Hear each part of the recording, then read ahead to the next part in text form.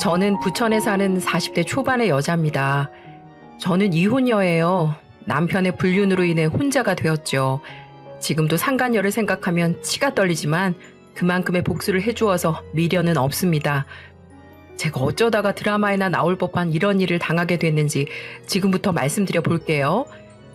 어릴 적부터 저희 부모님은 순댓국집을 하셨어요.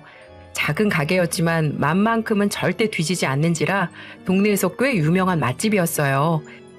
아저씨들 뿐만 아니라 20대 여대생들도 와서 먹을 정도로 유명했으니 말 다 했죠. 힘들게 살아오신 부모님은 순댓국을 팔아 열심히 자산을 모으셨습니다. 엄청난 부자가 된 건 아니지만 저희 세 식구 행복하게 살 정도의 아파트를 마련하셨는데요. 보통 부부끼리 동업을 하면 원수가 될 정도로 엄청나게 싸운다는데 저희 부모님은 금술이 너무나 좋으셨어요. 두 분 다 성격이 좋으셨지만 특히나 아빠가 참 다정하셨거든요. 제 어릴 적 소원이 아빠랑 결혼하는 것일 정도였으니까요. 아무튼 저희는 경제적으로 풍족하면서도 화목한 가정을 꾸려갔답니다. 하지만 그 행복이라는 게 영원히 지속되는 게 아니더군요. 대학생이던 저는 평범하게 강의를 듣고 있는데 갑자기 아빠한테 전화가 걸려오는 거예요. 워낙 자주 전화를 하는 사이라 이상할 것도 없는데 그날따라 왠지 쎄한 기분이 들더군요. 전화를 받은 저는 엄청난 충격에 빠졌습니다. 지선아, 엄마 쓰러지셨어. 뇌졸중이라는데 쓰러지면서 바닥에 머리를 부딪혀서 위험한 상태라는구나. 지금 당장 병원으로 좀 와야겠어. 아빠의 다급한 목소리를 듣자마자 몸이 벌벌 떨리더군요. 아침까지만 해도 사랑해 우리 딸 하시던 엄마가 뇌졸중으로 쓰러진 것도 모자라 머리를 다치셨다니 현실을 믿기가 참 힘들었습니다. 아무튼 저는 아빠가 일러준 병원으로 달려갔어요. 엄마는 수술실에 들어가 있고 아빠는 그 앞에서 펑펑 눈물을 흘리고 계시더군요. 태어나서 처음 본 아빠의 눈물이었어요. 내가 배달 나간 사이에 그렇게 된 거야. 구급차를 조금만 빨리 불렀으면 나았을 거라는데 주방 안쪽에서 다치는 바람에 한참 지나서야 손님들이 찾았다고 하더라고. 병원에 오자마자 수술실로 옮기긴 했는데 가능성은 반반이래. 어떡하냐 지선아? 다 내 잘못이다 내 잘못. 내가 배달만 빨리 마쳤어도 아니 배달을 받지만 않았어도 네 엄마가 저렇게 될 일은 절대 없었을 텐데. 아빠는 저를 붙잡고 우시며 내내 미안하다고 하셨어요. 저는 아빠의 잘못이 아니라고 위로했습니다. 실제로 아빠의 잘못도 전혀 아니었고요.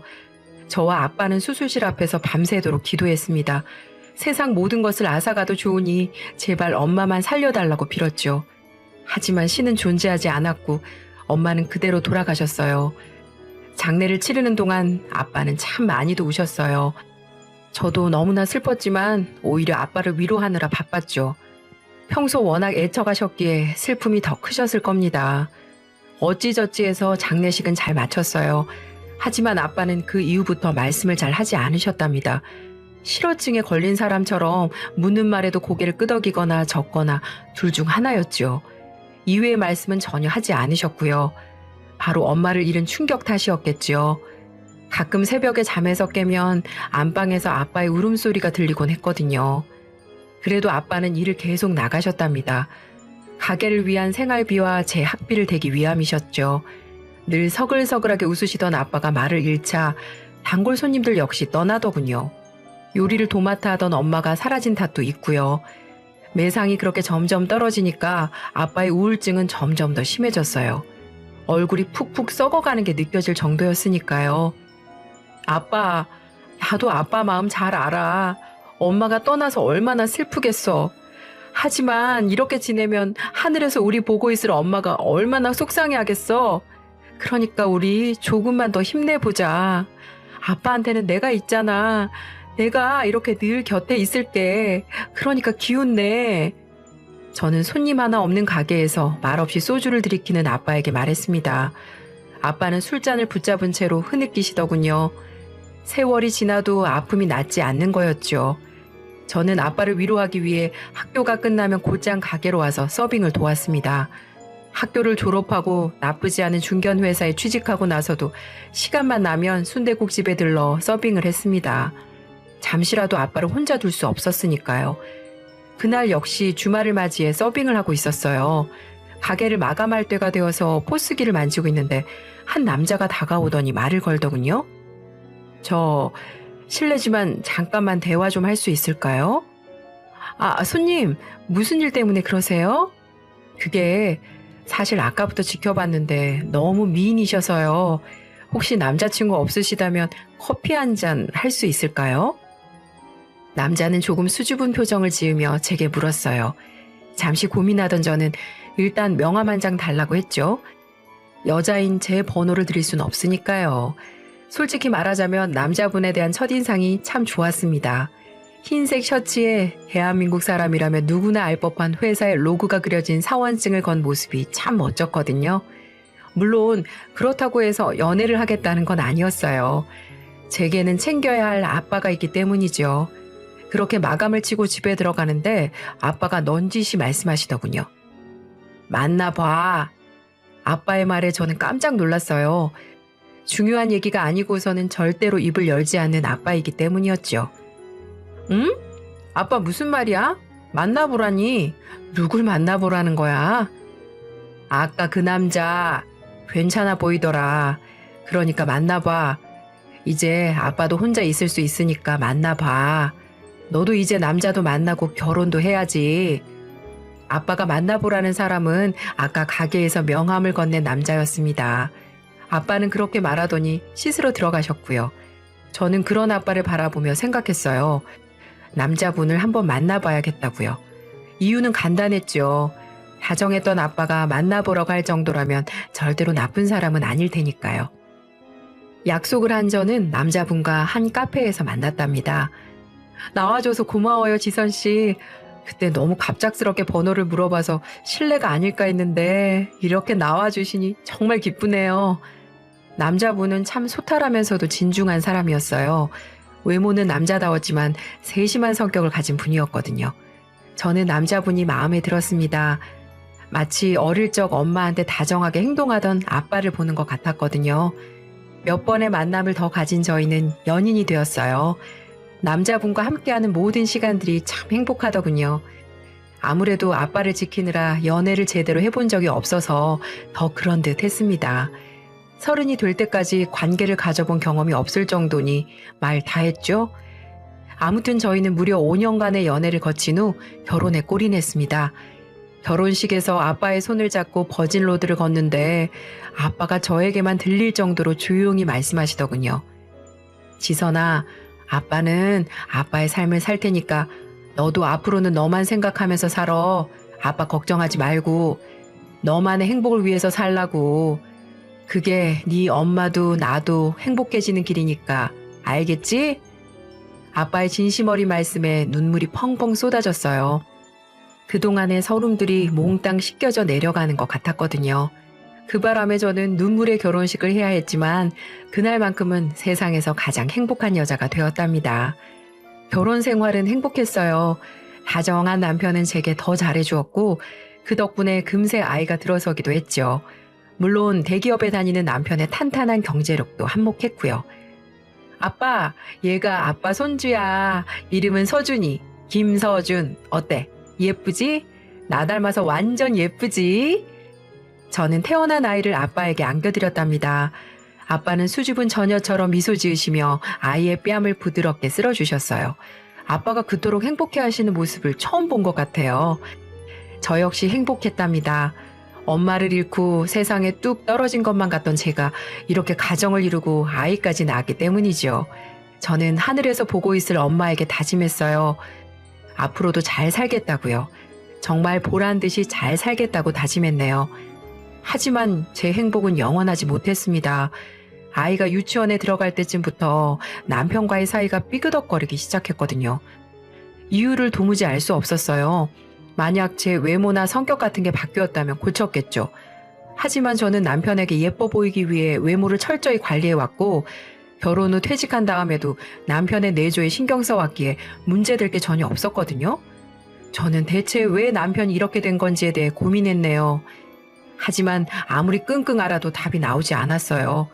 그러던 도중 저는 아는 언니에게 전화를 걸었습니다. 언니는 제 목소리를 듣자마자 고민이 있다는 걸 알아채더군요. 그래서 저는 사실대로 말했고요. 요즘 남편과 관계가 예전 같지가 않아. 내가 살이나 쪘으면 모르겠는데 언니도 알잖아. 나 서준이 낳고도 관리 열심히 한 거. 동네 아줌마들도 다 나 아가씨 같다고 하는데 대체 왜 이러냐고. 그렇다고 내가 바가지를 긁는 것도 아니고. 저는 그렇게 한참을 하소연했고 언니는 제 얘기를 전부 들어주더군요. 생각을 정리하던 언니는 제게 조심스럽게 말해주었습니다. 지선아, 이건 어디까지나 내 가정이니까 그냥 듣기만 해. 알았지? 언니가 연애 상담하다 보면 너랑 정말 비슷한 사례들을 많이 접하거든? 근데 보통 여자애들이 자기한테서 문제를 찾는데 그게 잘못된 거야. 사실 이유 없이 남친이나 남편이 예전 같지 않은 건 대개 남자 쪽에 문제가 생겼을 경우가 많아. 잘 생각해봐. 혹시 너희 남편 예전이랑 달라진 점 있지 않니? 달라진 점에 대해 묻는 언니의 말에 저는 잠시 생각에 잠겼어요. 그 순간 머릿속에 한 가지 단서가 스쳐가더군요. 남편이 6개월 전부터 사회인 탁구 동호회에 가입했다는 점이었죠. 전화를 끊은 저는 6개월간의 남편을 떠올려 봤습니다. 확실히 옷을 깔끔하게 챙겨 입기도 하고 안 뿌리던 향수도 뿌리긴 하더라고요. 그냥 취향이 바뀌었나 보다 하고 생각하고 있었는데 그게 아닐지도 모르겠다는 생각이 들더군요. 하지만 사랑하는 남편을 덮어놓고 추궁할 수는 없잖아요. 그래서 저는 남편의 심기를 거스르지 않으면서도 동호회 안에서 무슨 일이 벌어지나 알아볼 방법을 고안해냈답니다. 의심을 품고 한 달이 지났어요. 주말이 되자 남편은 탁구 동호회에 가겠다며 나가더군요. 저는 전날 마트에서 봐둔 재료들을 이용해 간식들을 만들었죠. 동호회 사람들에게 간식 이벤트를 해준다는 목적으로 동호회 자리에 가볼 생각이었거든요. 간식을 준비한 저는 동호회가 진행되는 탁구장으로 갔습니다. 유리문 밖에서 안을 바라보던 저는 경악을 금치 못했답니다. 남편이 한 여자와 팔짱을 끼고 있기 때문이었죠.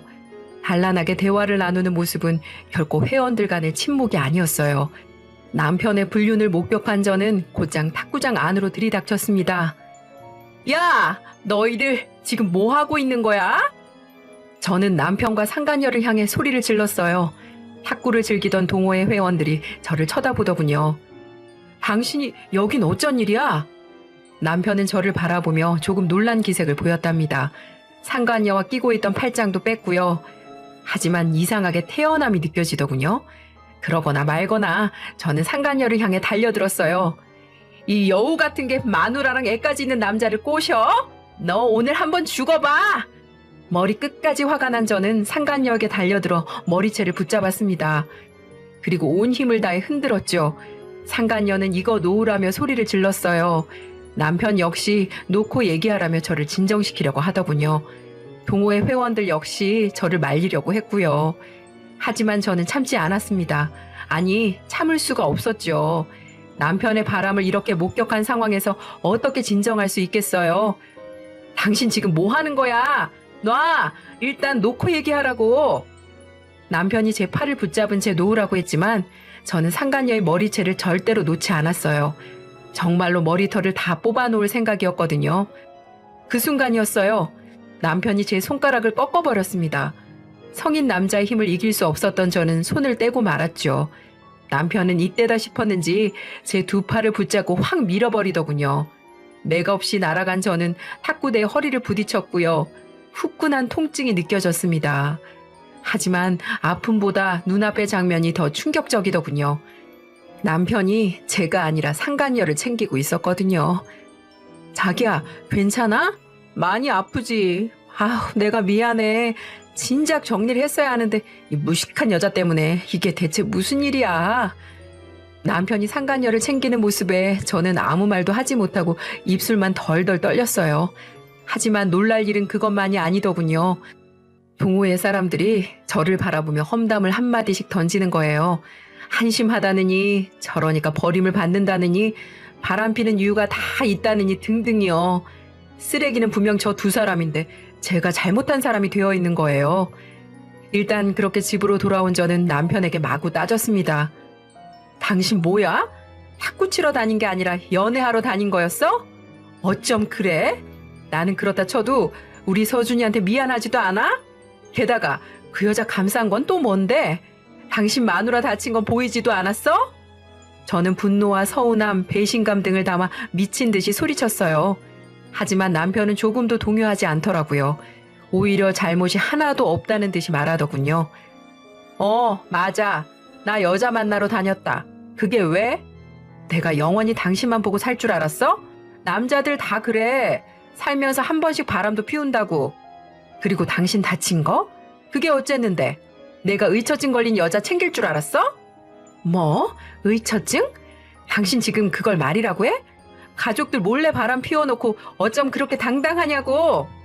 그래서 어쩌라고? 그럼 이혼하든가. 남편은 제게 이혼을 요구했어요. 하지만 저는 그러자고 말하지 못했죠. 아이가 이제 고작 유치원 다니는 데다가 제가 회사를 그만두어 경제력도 없기 때문이었죠. 남편의 경제력에 기댈 수 있다는 편안함이 족쇄로 다가오다니 결혼할 때만 해도 상상하지 못한 일이었답니다. 설상가상 남편은 머뭇거리는 저를 비웃더군요. 대답 못하겠지? 그래, 그러니까 그냥 얌전히 살아. 생활비까지 압수하기 전에. 남편은 그렇게 말하고 집을 나가버렸어요. 아마 또 그 여자를 만나러 가는 거겠죠. 저는 그 자리에 주저앉아 버렸답니다. 제가 할 수 있는 일이 아무것도 없기 때문이었죠. 정말 비참했어요. 제 결혼 생활이 이렇게 될 거라곤 상상해 본 적도 없었거든요. 저는 그날부터 매일매일 눈물로 보냈습니다. 하지만 남편은 절 거들떠도 보지 않더군요. 오히려 이혼을 원하면 언제든지 해줄 테니까 말하라고 조롱하기까지 하고요. 마음이 완전히 무너져버린 저는 집에 도저히 있을 수가 없었어요. 갈 데가 없는 제 머릿속에 떠오른 사람은 바로 아빠였죠. 가게 앞으로 가니 아빠가 가게 마감을 치고 있더군요. 아빠... 저는 아빠를 보자마자 길 잃은 어린애라도 된 것처럼 펑펑 울었어요. 아빠는 제게 달려와 무슨 일이냐고 물으셨어요. 하지만 저는 말할 수 없었습니다. 아빠가 만나보려고 했던 그 사람이 사실은 불륜이나 저지르는 쓰레기라는 걸 어떻게 털어놓을 수 있겠어요. 아빠는 저를 가게 안으로 들여보낸 후 순댓국을 내주셨어요. 오랜만에 먹어보는 순댓국은 참 따뜻하고 정겹더군요. 아빠는 눈물을 닦으며 순댓국을 먹는 저를 보며 조심스럽게 물으셨어요. 김서방이랑 싸웠어? 김서방이 너한테 해코지해? 아빠가 가서 확 혼내줄까? 딸바보였던 아빠는 마흔이 된 딸에게도 다정하게 대해주셨어요. 그리고 당장이라도 일어나 남편에게 달려갈 기세였고요. 아니야, 아빠. 그냥 살다 보니까 힘든 일이 있어서 그랬어. 그러니까 걱정하지 않아도 돼. 아빠 딸 행복하게 살 거야. 저는 어떻게든 눈물을 훔치며 말했어요. 아빠는 계속해서 절 위로하시더군요. 그런데 참 이상한 게 마음껏 울고 나니까 어쩐지 마음이 개운해지더군요. 개운하니 정리가 되었고요. 냉정해진 저는 결심했습니다. 남편과 상간녀에게 복수를 하기로요. 복수를 결심한 저는 녹음기 하나를 샀습니다. 24시간 내내 녹음이 가능한 기계였어요. 저는 그것을 옷 안쪽에 숨긴 채 모든 소리들을 녹음했답니다. 남편은 그것도 모르고 저에게 매일같이 폭언을 하더군요. 요즘은 왜 그렇게 잠잠해? 전에는 나를 죽일 듯이 달려들더니 남편이 바람을 피우든가 말든가 다 포기하고 살기로 했어? 열받으면 말해. 언제든지 이혼해 줄 테니까. 제 자존심을 벅벅 긁는 말에도 불구하고 저는 묵묵히 견뎠어요. 이 모진 시간들이 결국 제게 승리를 가져다 줄 거라고 생각했기 때문이죠. 제 복수는 상간녀에게도 향했습니다. 일단 저는 상간녀의 정보를 알아내야 했어요. 상간녀의 정보를 알아내는 건 어렵지 않더라고요. 탁구 동호회는 카페를 운영했고 거기에는 상간녀의 사진과 자기소개가 고스란히 나와 있었거든요. 그 여자의 이름은 윤선화고 중학교 선생님이었어요. 학생들을 가르친다는 여자가 유부남과 놀아나다니 정말 어이가 없더군요. 남편의 더러운 짓거리는 계속되었어요. 그 사람은 저를 일부러 괴롭히기라도 하듯 저희가 사는 아파트 앞까지 손을 잡고 와서 헤어지더군요. 손발이 벌벌 떨렸지만 저는 복수를 위해 꾹 참았어요. 그리고 카메라로 그 모든 장면들을 찍어두었답니다. 저는 기나긴 인내의 세월을 보냈어요. 그리고 마침내 때가 왔어요. 복수의 때가 왔죠. 그날은 상간녀와 외박을 하는지 남편이 새벽까지 들어오지도 않더군요. 오늘이다 싶었던 저는 큰 가방을 맨 채 바깥으로 나갔답니다. 그리고 상간녀가 교사로 재직 중인 중학교로 찾아갔죠. 그리고 가방에서 커다란 종이 뭉치들을 꺼냈답니다. 대자보였어요. 제 남편과 바람을 피운 상간녀의 만행이 사진과 함께 떡하니 자세히 적힌 대자보요. 저는 그걸 중학교 울타리에 도배하듯이 붙였습니다. 그것도 모자라 저는 학교 홈페이지에도 상간녀가 제 남편과 놀아나는 사진과 글을 올렸죠. 아침이 되어 다시 중학교 근처로 가니 난리가 났더군요. 등교하는 학생들이 빼곡히 도배된 대자보를 보며 웅성거리고 있었거든요. 그때 제 전화에도 불이 나더군요. 바로 남편이었어요. 너지? 학교에 대자보 붙이고 홈페이지에 글 올린 거 너 맞지? 야, 너 미쳤냐? 지금 네가 뭔 짓거리를 저지른지 알아? 알아. 알고 저지른 건데? 어때? 당신이 만나는 여자의 만행이 세상에 까발려진 기분이 어떠냐고? 이게 진짜 미쳤나? 네가 이런 짓을 저지르고도 무사할 것 같아? 너는 뭐 멀쩡하게 넘어갈 것 같아서 이딴 짓거리를 저지르는 거냐고? 상관없어. 내가 어떤 피해를 입든 그 여자가 입을 피해보다는 훨씬 덜 아플 테니까. 저는 그렇게 말하고 전화를 끊었습니다. 집으로 돌아가 조금 기다리니까 남편이 들어오더군요. 상간녀와 함께 말입니다. 제게 먼저 따진 건 다름 아닌 상간녀였어요. 아줌마, 미쳤어요? 지금 학교에 무슨 난리가 난 줄 아냐고요? 아줌마가 뿌린 대자보 때문에 지금 교무실이 난리가 났단 말이에요. 참, 방귀 낀 놈이 성낸다더니 이 꼴이 딱 그 꼴이네. 야, 내가 거기에 틀린 말 적었어? 그냥 사실 그대로를 적었을 뿐이잖아. 그리고 넌 별일 없을 줄 알고 바람 피웠니? 남의 남편 빼앗아 놓고 행복하게 잘 살 줄 알았어? 틀린 말이 있냐는 말에 상간녀는 아무런 반박도 하지 못하더라고요. 제가 말로 찍어 누르는 장면을 본 남편이 보다 못해 나서더군요. 당신 뭐야? 대체 뒷감당을 어떻게 하려고 이딴 짓을 하는 거야? 이러다가 명예훼손으로 소송 걸리면 어쩌려고 그래? 뭐? 소송? 웃기고 있네. 내 소송은 내가 처리할 테니까 너는 네 소송이나 신경 써. 저는 그렇게 말하고는 서랍에서 서류 하나를 꺼내 남편의 얼굴에 던졌습니다. 서류에 따기를 맞은 남편은 얼굴이 벌개진 채로 서류를 확인하더군요. 거기에는 이혼 소장이라고 적혀 있었거든요. 이혼? 다 당신 이게 무슨? 전혀 상상해보지 못한 단어를 마주하자 남편이 벌벌 떨며 되물었어요. 하지만 저는 아주 당당하게 받아쳐 주었고요. 왜? 내가 이혼하자니까 겁나? 내가 당신 생활비 때문에 이혼하자는 말도 못할 줄 알았어? 나한테 말했지? 이혼하고 싶으면 언제든지 말하라고. 하자! 이혼! 하자고! 저는 남편에게 이혼하자며 소리쳤어요. 그러자 남편은 뭔가 잘못됐다고 생각하는지 용서를 빌더라고요. 제가 이혼하자고 말할 줄 몰라서 그런 거겠죠. 하지만 전 남편을 용서하지 않았습니다. 그동안 저를 벌레 취급하던 사람을 어떻게 용서할 수 있겠어요? 몇 개월이 지나 저희 부부는 정말 이혼을 하게 되었어요. 그동안 수집한 불륜 사진과 녹음 파일이 있어서 이혼 소송은 제게 유리한 방향으로 진행되었어요. 이혼에 중대한 책임이 있는 남편은 대기업 생활 동안 번 돈의 대부분을 재산 분할로 제게 내주게 되었고요. 양육권 역시 저한테 돌아왔습니다. 이혼 소송 내내 남편은 제게 미안하다며 사과하고 싶다고 하더군요. 하지만 전 끝까지 받아주지 않았죠. 힘이 없을 때 저를 짓밟던 사람과는 단 하루도 살 수 없으니까요. 상간녀 역시 인생이 나락에 빠졌답니다. 제가 퍼뜨린 소문이 학부모의 귀에 다 들어갔고 그분들의 입김 때문에 교사를 그만둘 수밖에 없었거든요. 남편과 상간녀를 완전히 박살내니 후련하고 좋더라고요. 물론 아빠는 이혼한 저를 보고 안타까워 하셨지만은요. 하지만 저는 아빠한테 설명해 드렸습니다. 재활용도 안 돼 그런 놈과 함께 사는 것보단 혼자서 자유롭게 사는 게 더 행복하다고요. 그렇게 말씀드리니 아빠도 알겠다며 고개를 끄덕이시더군요. 누구보다도 제 행복을 간절히 바라시는 분이니까요. 모든 걸 정리한 저는 요즘 서준이에게 모든 정성을 쏟고 있어요. 그동안 전 남편과 다투느라 상처를 많이 줬거든요. 남은 생은 서준이의 행복만을 생각하며 살아갈 생각입니다. 그게 바로 제 행복이기도 하고요. 제 사연은 여기까지입니다. 많은 분들께 털어놓고 나니 마음이 좀 가벼워졌네요. 들어주신 모든 분들께 감사합니다. 지금 곁에 있는 사람들과 행복한 삶 누리고